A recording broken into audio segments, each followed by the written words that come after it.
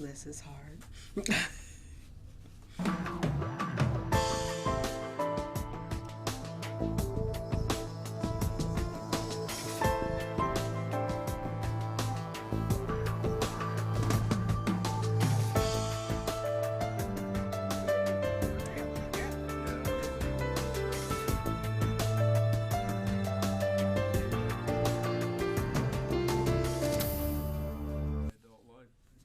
Well, that is awesome. It is. Welcome to From the Halls of Justice. And with us, we have the Honorable Judge Diaz, and he's here with me. And we are going to be interviewing Mr. Well, actually, you're an attorney. It's Naser Khoury. And you have been an attorney for how long? 25 years now. 25 years. 25 Okay, years. so you're an attorney right now. However, the very special thing that we're going to talk about this evening is that you're running for judgeship this year.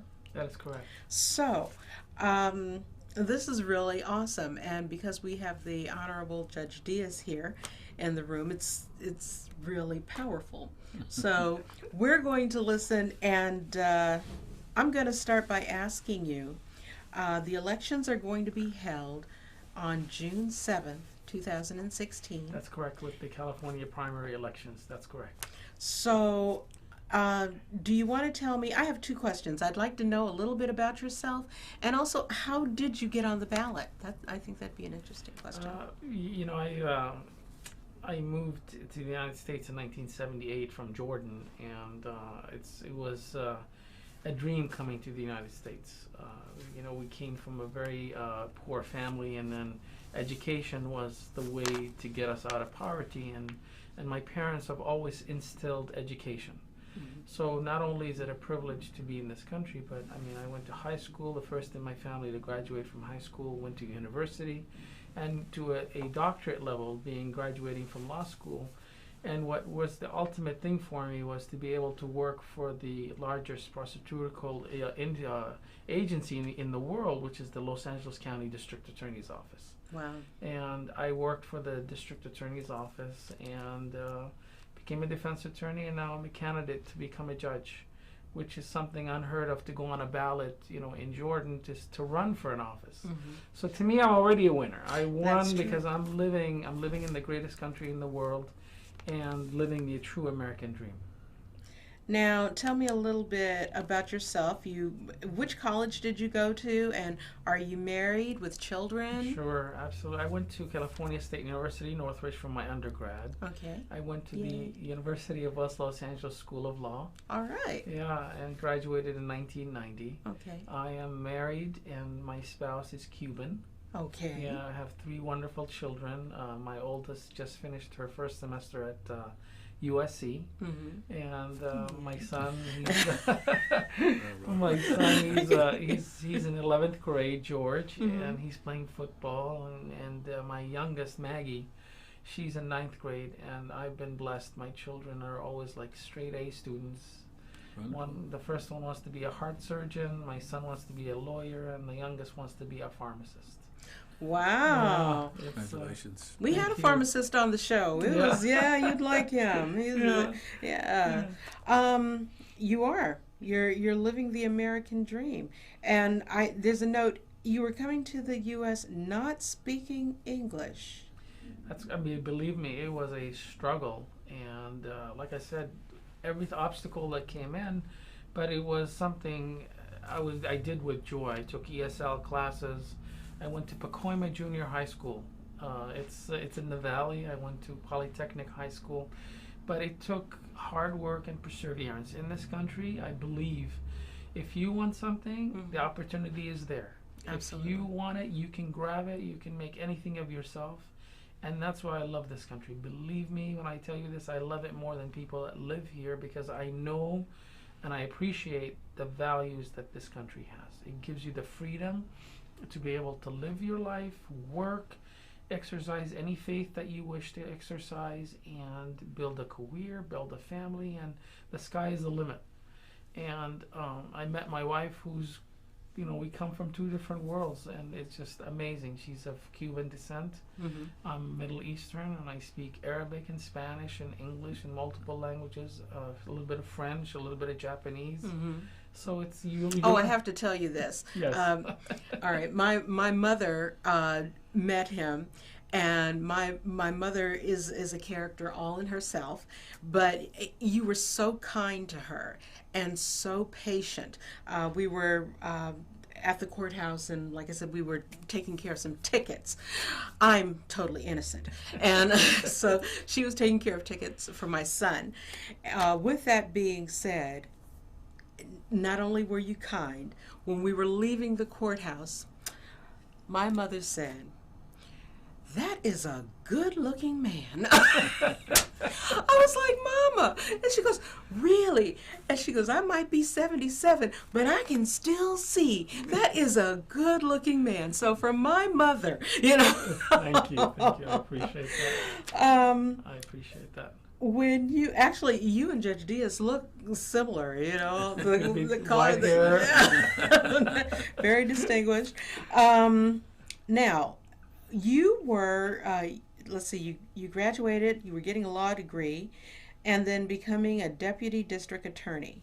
What is it like to be a deputy district attorney for Los Angeles? Actually, it's really an amazing job.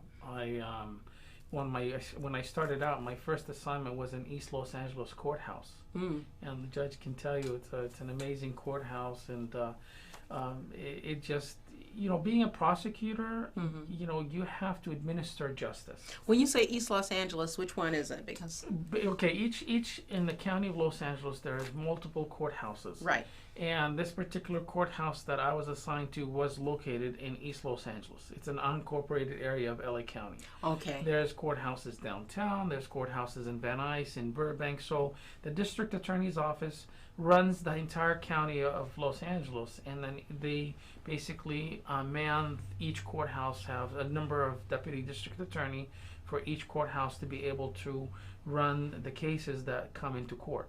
Okay. Whether they're felonies or misdemeanors or some infractions which nobody's entitled to representation, but the district attorney's office basically mans all these courthouses to make sure that the people of the state of California are protected when somebody violates somebody's rights by robbing them or stealing from them or... I'm trying to figure out East Los Angeles, because I know, like, downtown there's 111 North Hill, then there's Monrovia, then there's the Children's Court. Correct. Then there's Long Beach, there's Watts, there's Compton, there's Inglewood. Correct. Okay. And there's a court in East LA, and there's a court in Burbank, and there's a court in Van Nuys, and West Covina. What's the name of the city in East LA? It's East LA? It's just East LA? East They Los call Angeles. it East LA? That's correct. Okay, wow, I That gotta is get correct, out more. yeah. And actually, right across the street from East LA is Children's Services. They have an office there. Okay. Yeah, it used to be on Federally Street, 214 South Federally. I still remember it from 1990. Okay. Yeah, so East LA, it was a lot of wonderful people. You get to meet people from different agencies. As a DA, you get to work with different police agencies, Sheriff's Department, Montebello Police Department, California Highway Patrol, because they would arrest somebody and then they would prepare a report and they would bring it to me or some of my other colleagues, and we would have to decide whether or not we can prove a case in a court of law beyond a reasonable doubt.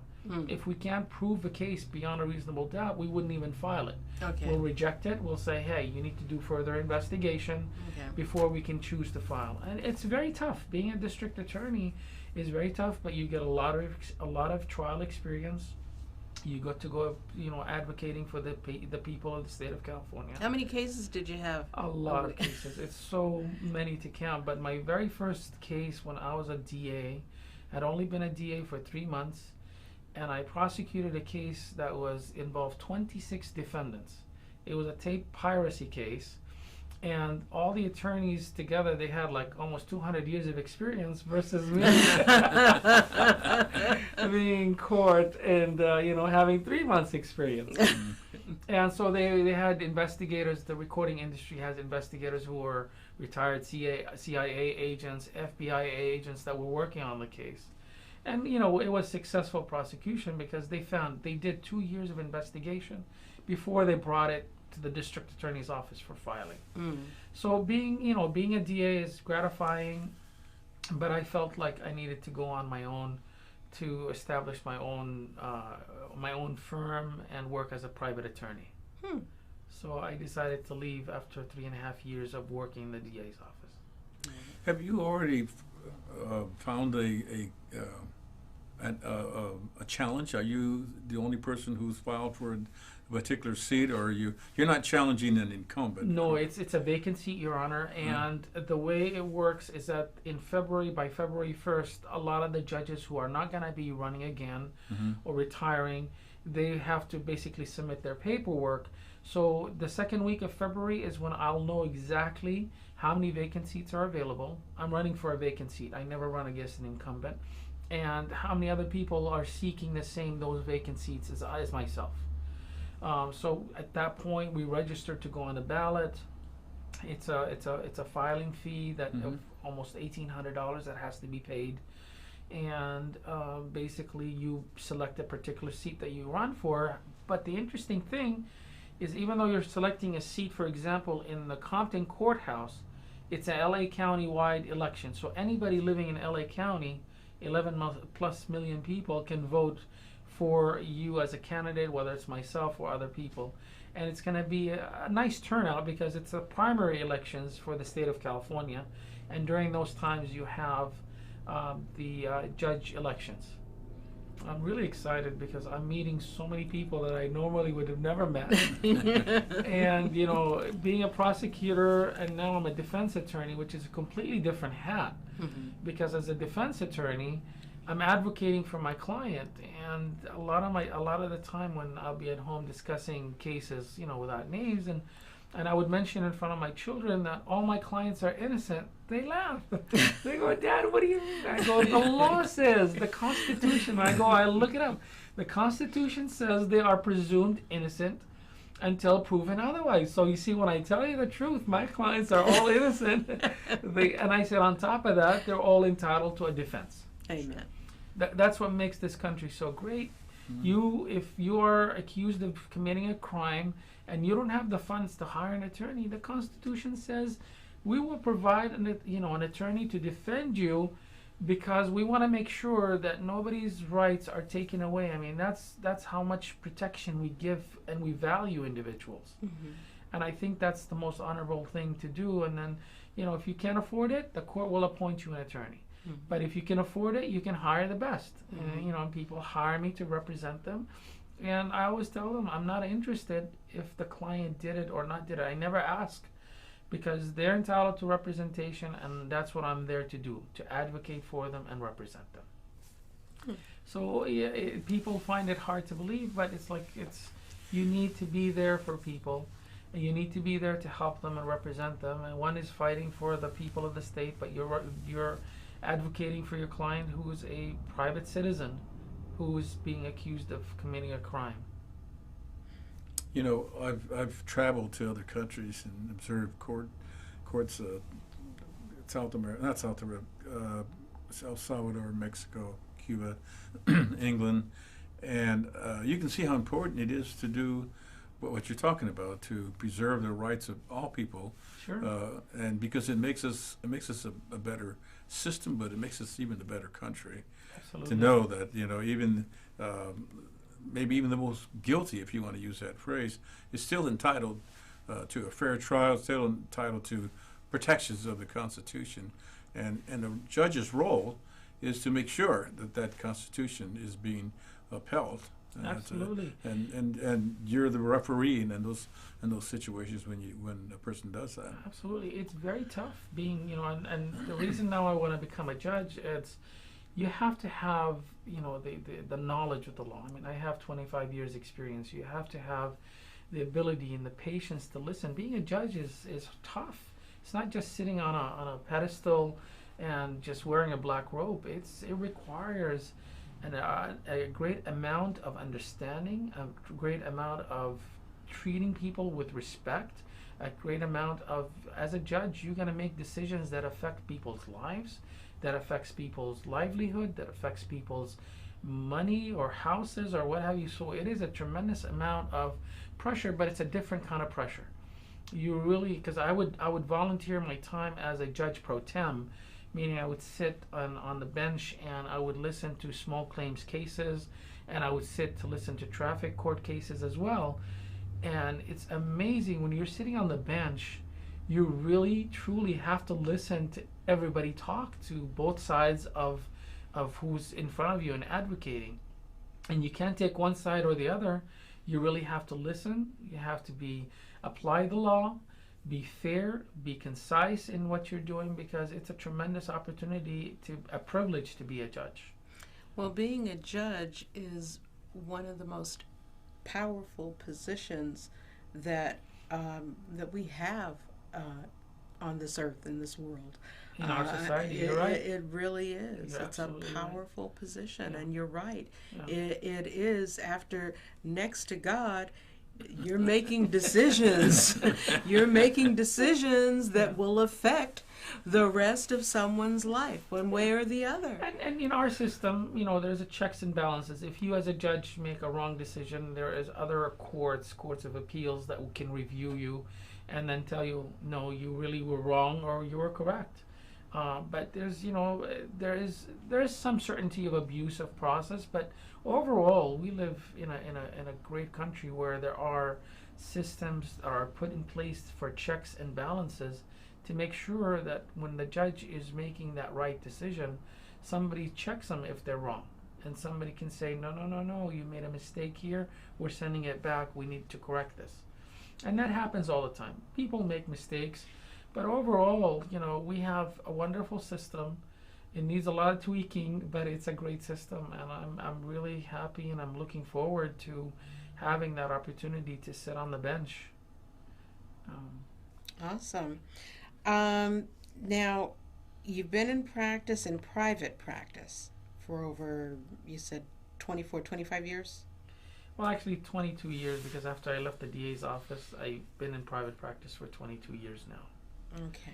And I've done different kinds of cases, not just criminal defense. When you hang your own shingle and you become your own practice, you tend to take on other cases. Well, I read your card. Now, you said, now you've practiced, and this is good practice. You've practiced family law, Sure. immigration law, Yes. Criminal law. Yes.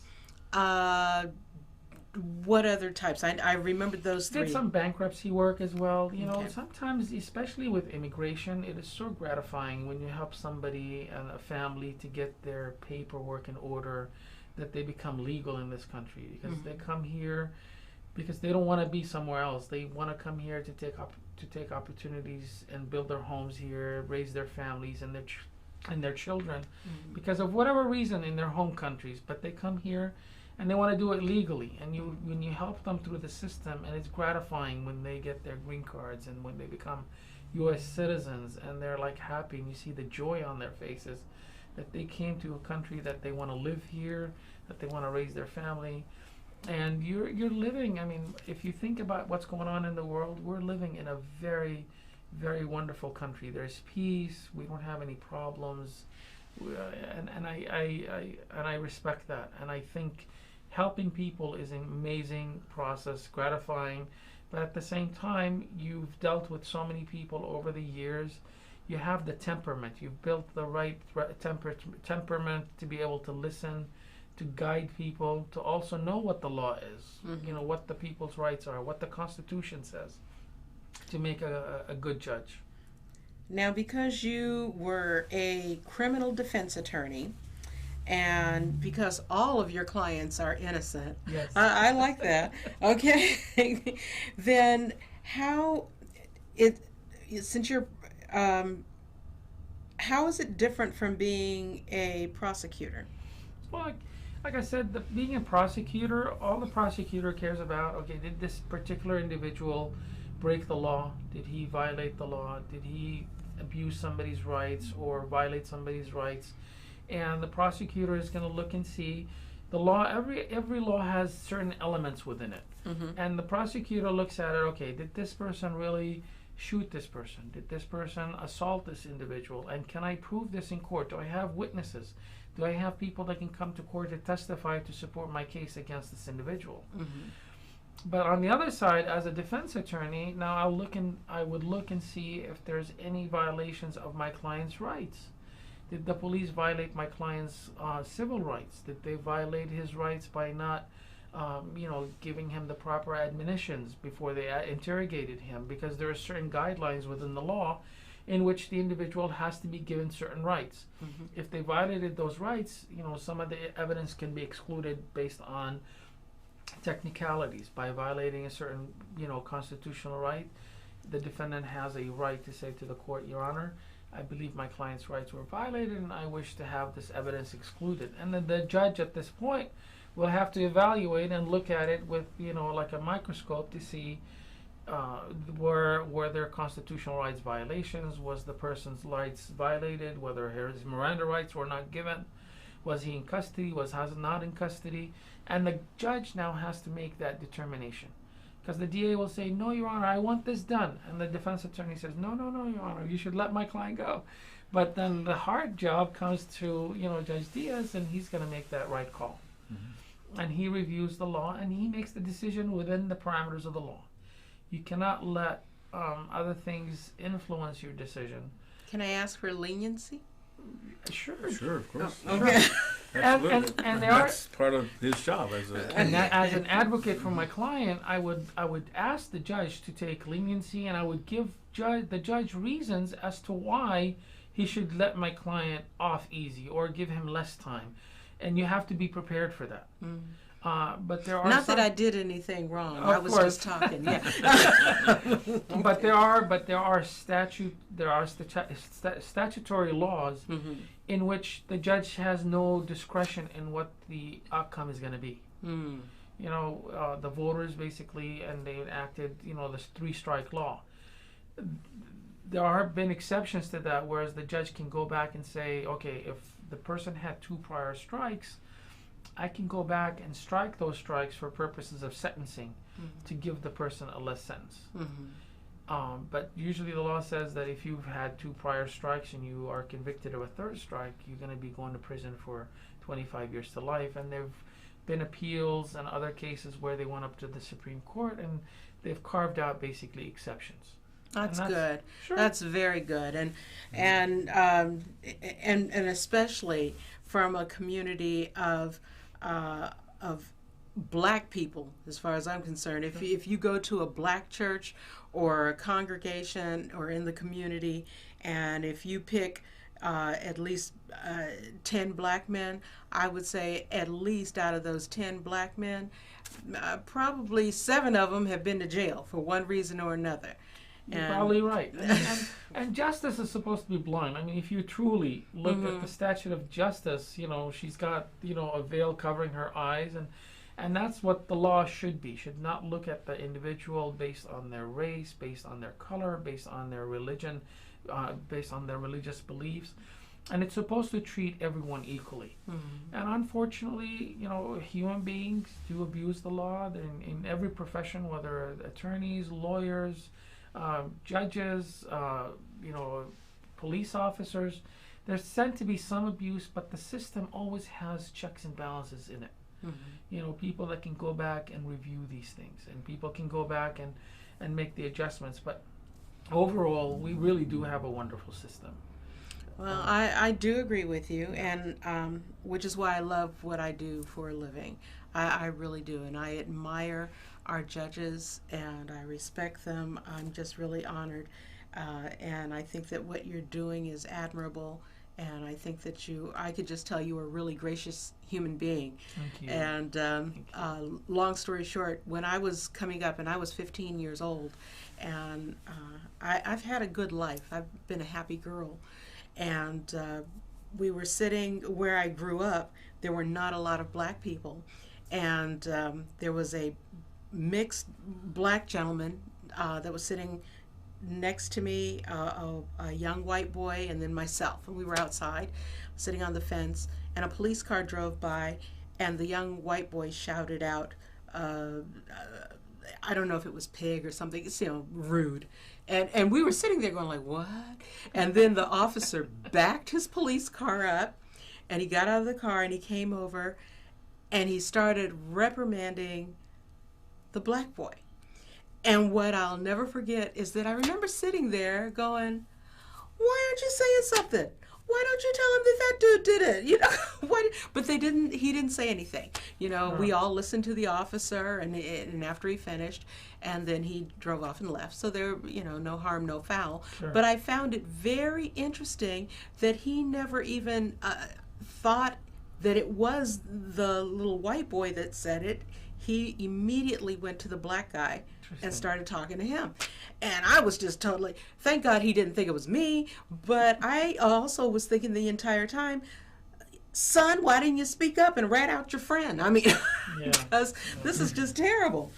But you're right, checks and balances, and I have just been blessed to meet some of the most outstanding people with, as far as I'm concerned, from the crown of their head to the sole of their feet, has exuded everything that you would think integrity and ethics would be. So I've been very blessed to meet them. Let me just say this about the system. Sure. As well, 35 years I've had an opportunity to see changes in the system, and I'm glad to say those changes were for the positive. Sure. I think there were people who were on the bench who preceded me, in particular, were certain attitudes.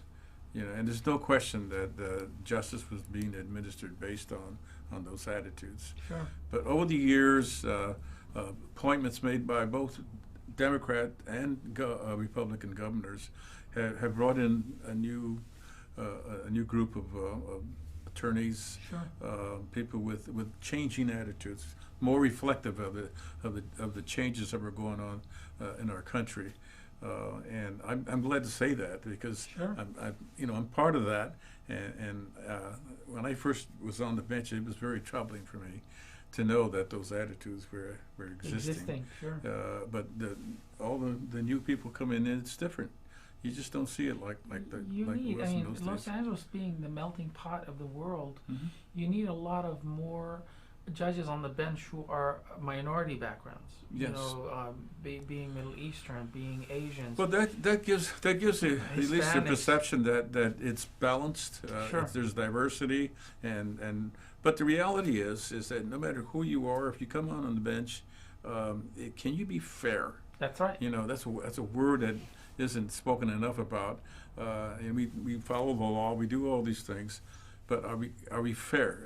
Can we say every day, I'm going to be fair today? I mean, I just did this case, and was I fair? I was fair. And then we want a system that's fair. Absolutely. And treat people with respect. Mm-hmm. It doesn't dawn on a lot of people that a lot of those people, the defendants or plaintiffs that appear before a judge, they're the ones that keep us in work. And, if you think about it, if you treat them with respect, they treat them with integrity, they will appreciate it. It doesn't matter what decision, whether you rule in their favor or not, but as long as people feel that you are fair, that you are treating them properly, you followed the law, and people will appreciate that more so than any other way. And it's, you have to be kind, you have to be nice, but at the same time, you have to make the tough decision. Well, we've got 3 seconds. Naser Khoury will be on the ballot for June 2016, June 7th. Please vote. Thank you for joining us on From the Halls of Justice. This has been just really fabulous. Thank you very much. Thank you. Thank you so for much. staying. Thank you so Yeah. much. Well, best of luck. Thank As they say, you're doing the right thing. It's a great job. Judge, there's only one judge on the bench who is of Middle Eastern background, which is Judge James Cato. He's of Lebanese descent. Oh, okay. The entire LA County, Is that That's right? CATO, right? Judge Cato.